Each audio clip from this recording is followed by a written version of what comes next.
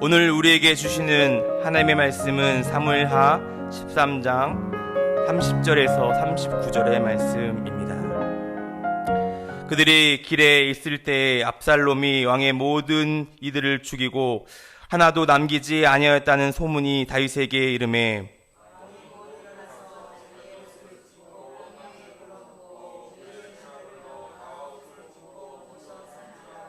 다윗의 형 시므아의 아들 요나답이 아뢰되 이르되 내 주여 젊은 왕자들이 다 죽임을 당한 줄을 생각하지 마옵소서. 오직 암논만 죽었으리이다. 그가 압살롬의 누이 다말을 욕되게 한 날부터 압살롬이 결심한 것이니이다.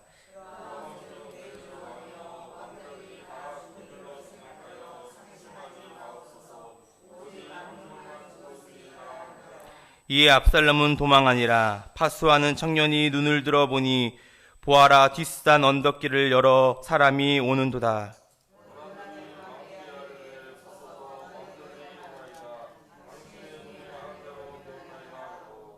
말을 마치자 왕자들이 이르되 소리를 높여 통곡하니 왕과 그의 모든 신하들도 심히 통곡하니라.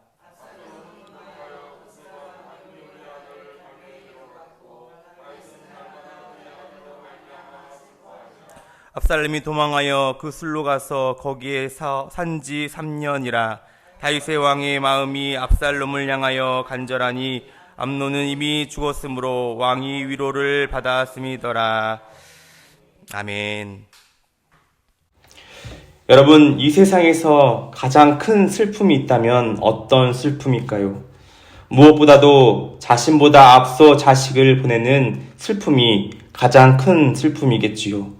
우린 이것을 가리켜 참척이라고 합니다. 참혹할 참, 슬픔 척, 참혹한 슬픔이라는 말입니다. 부모보다 자식을 먼저 떠내보내는 것은 그 어떤 슬픔보다 비교할 수 없는 참혹한 슬픔이라는 것이지요.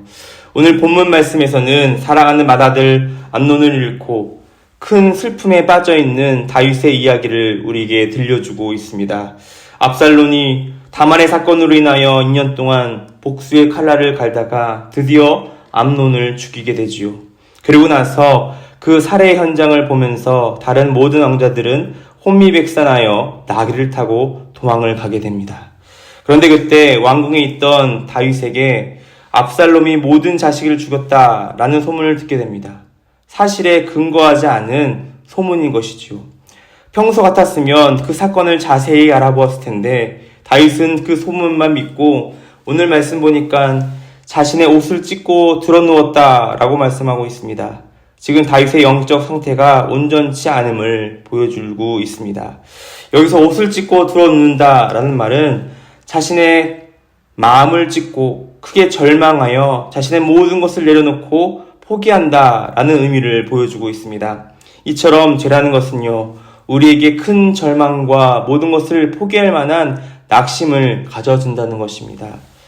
처음에 죄를 접하였을 때는 그 죄의 유혹이 얼마나 달고 빠질 수밖에 없는 우리를 끌어들인다는 것입니다. 그러나 죄의 열매는, 죄의 결과는 고통스럽고 쓰다라는 것이죠.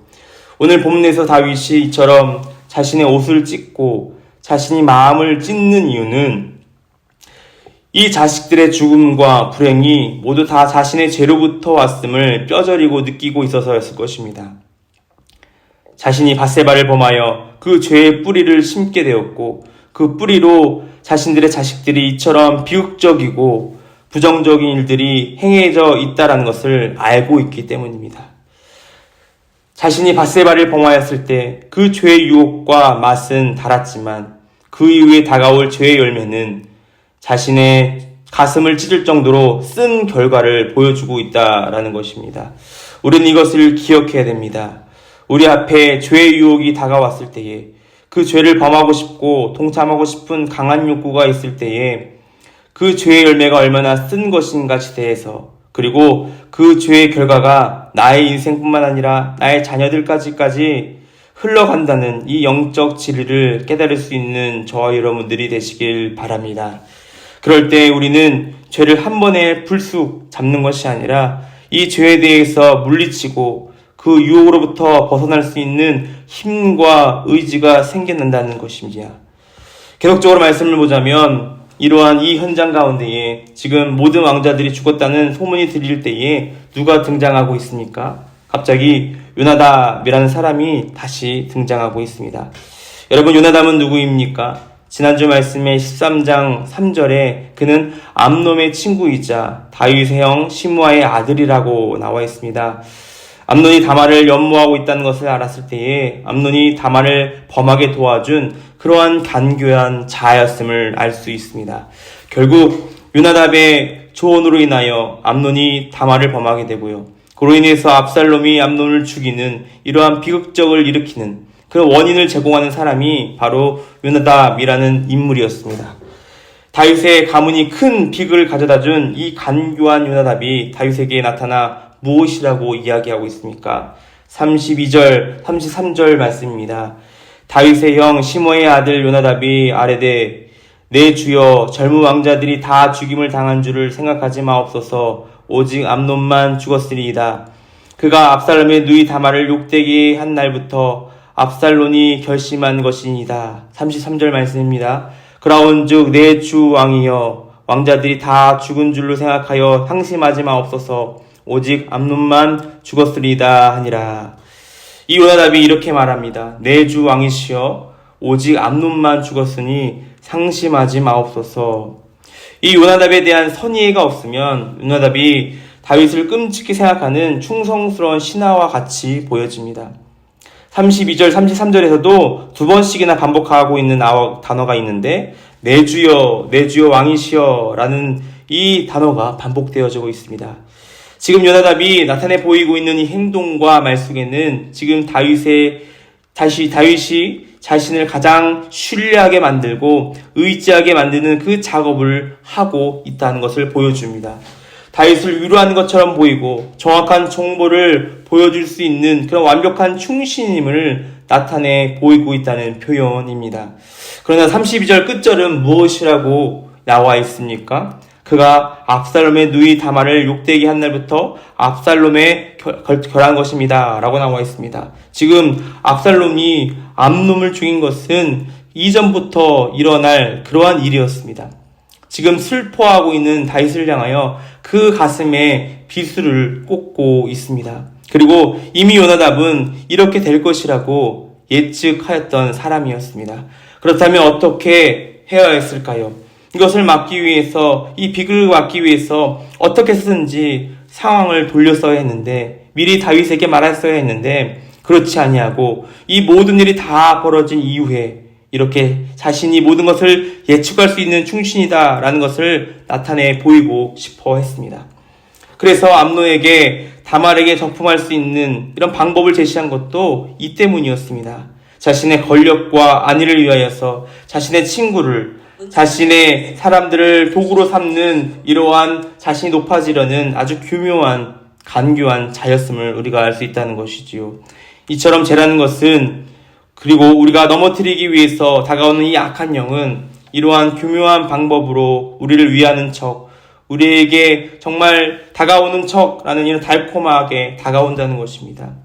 우리에게 좋은 정보를 주는 척, 우리를 위하는 척이 보이지만 그 배후의 중심을 보게 되면 이는 하나님과 나 사이에, 그리고 공동체와 우리 사이에 이간질하게 만들고 하나 되지 못하게 하는 아주 비열한 간사한 존재임을 우리는 깨달아야 할 것입니다.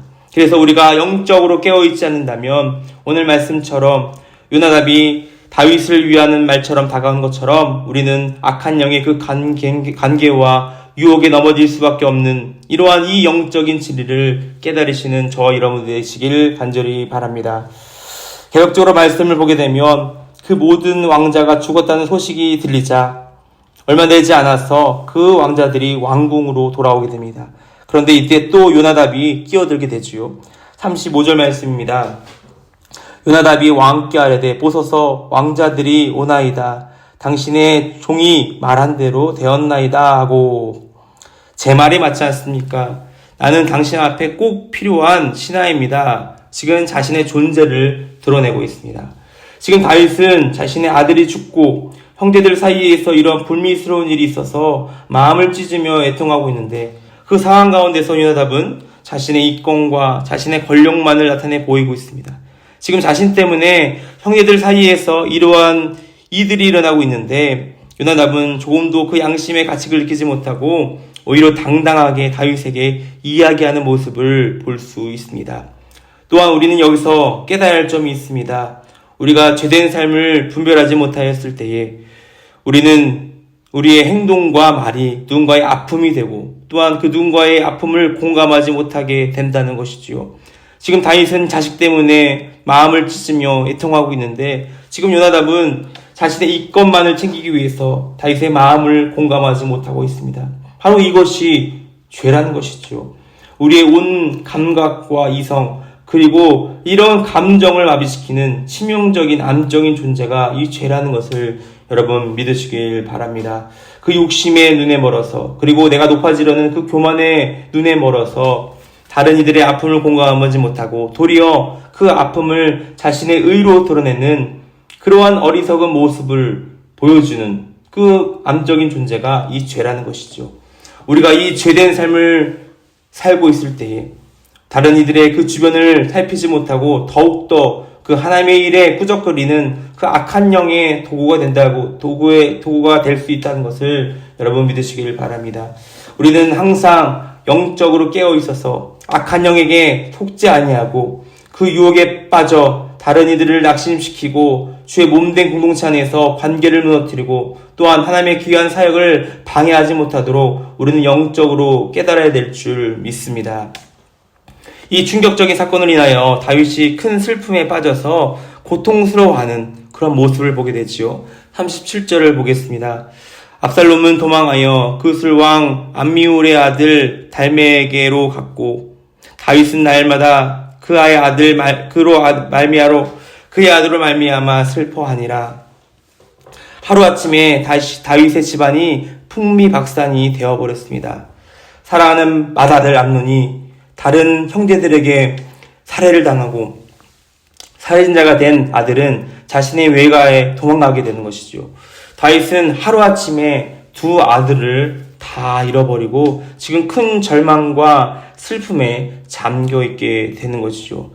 그러나 오늘 말씀 이후에 보게 되면 그 슬픔을 하나님께서 위로를 하여 주시고 더욱이 살인자가 된 압살롬을 미워하고 저주하는 것이 아니라 오히려 그를 보고 싶어하고 이후에 압살롬이 다윗의 후궁을 취하고 또한 왕국을 빼앗으려고 했을 때 오히려 다윗은 자신의 아들이 다칠까봐 그대로 도망하여 나온 이런 참 아버지의 모습을 보이게 됩니다. 아무리 못난 아들이어도 다윗에게 있어서는 사랑하는 아들이라는 것이죠. 이것이 바로 우리 하나님 아버지의 마음이라는 것이죠. 우리가 아무리 죄를 짓고 살아간다 할지라도 하나님의 마음을 아프게 할지라도 그 마음을 저버린다 할지라도 우리 하나님께서는 우리를 끝까지 기다리시고 우리가 돌아오고 기다리심을 우리가 그 하나님이 사랑의 하나님임을 우리가 믿어야 할 것입니다. 우리가 다치지 않을까? 마음이 상하지 않을까? 우리의 상황과 여건을 지키시는 분이 우리 하나님이시라는 것을 기억하시길 바랍니다. 이제 말씀을 마무리합니다. 오늘 우리는 다윗의 이야기를 살펴보면서 반드시 잊지 말아야 할 것이 있습니다. 죄의 유혹은 다나 그 죄의 열매와 그 죄의 결과는 쓰다라는 것입니다. 하나님께서는 이 죄에 대해서 우리에게 반드시 물으신다는 것이지요. 다윗이 이처럼 마음을 찢으며 엎드린 것은 물론 자식을 잃은 슬픔도 있겠지만 무엇보다도 더 자신의 죄로 인해서 이처럼 자신의 가문과 자식들이 죄의 결과로 이러한 고통을 당했다는 것을 알고 있었기 때문이죠. 다윗의 죄는 하나님께서 용서하셨지만 그 죄의 책임은 반드시 다윗에게 물으셨습니다. 그의 자녀들에게 죄의 열매를 보이셨습니다. 내가 지은 이 죄의 열매는 나에서 끝나는 것이 아니라 나의 자녀, 나의 자손까지 이 죄의 DNA가 흐른다는 것을 기억하시길 바랍니다. 하나님께서는 그 죄에 대하여 반드시 보응하시고 그 죄의 책임을 물으신다는 것을 깨닫는 저와 여러분들이 되시길 바랍니다. 그래서 우리에게 이 죄의 유혹이 올 때에 그 죄를 짓고 싶은 강한 욕망과 그 움직임이 있을 때에 우리는 이것을 반드시 기억하시어 그 죄를 단칼에 잘라내는 저와 여러분들의 삶이 되시길 바랍니다. 죄의 삭은 사막이라는 것이죠. 우리의 죄로 인하여 하나님과의 관계가 무너지고 우리의 영혼이 파멸된다는 것을 믿으시길 바랍니다. 오늘도 악한 영은 우리의 환경과 여건을 조정하여서 우리를 넘어뜨리려고 하고 우리의 가장 약한 부분을 건드려 우리를 낙심하고 유혹하게 만들 것입니다. 사랑하는 우리 소망의 성도님들, 나에게 다가오는 이 죄의 모양이라도 버릴 수 있는 그 죄가 나의 삶과 가정을 무너뜨리는 그런 악한 그런 뿌리라는 것을 깨닫고 죄와 싸우되 피 흘리기까지 싸우는 귀한 영적 전쟁에서 승리하시는 저와 여러분들의 삶이 되시길 주님의 이름으로 기원합니다.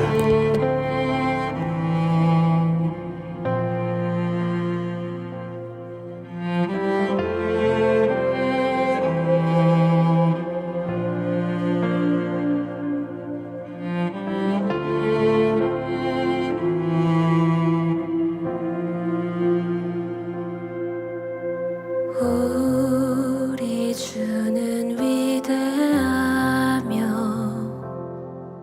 능력이 많으시도다.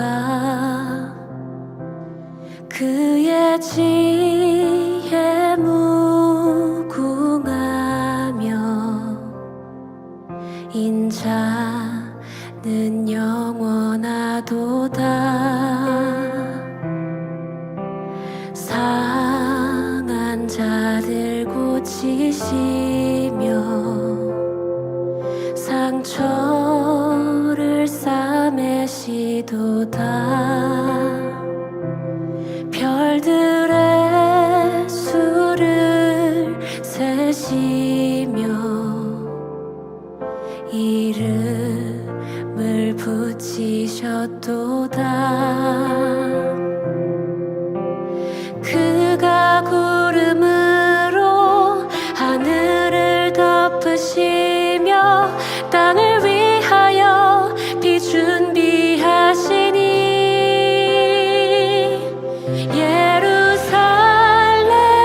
예루살렘아 여호와를 찬송할지어다. 내 하나님을 감사함으로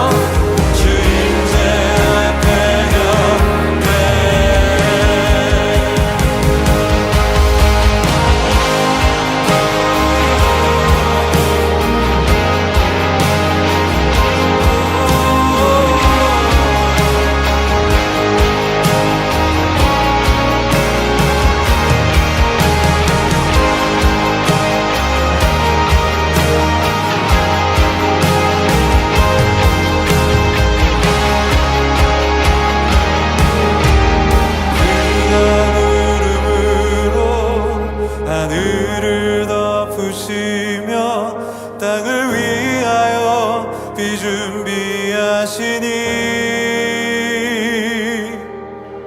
그가 부름으로 하늘을 덮으시며 땅을 위하여 비 준비하시니 함께 예루살렘아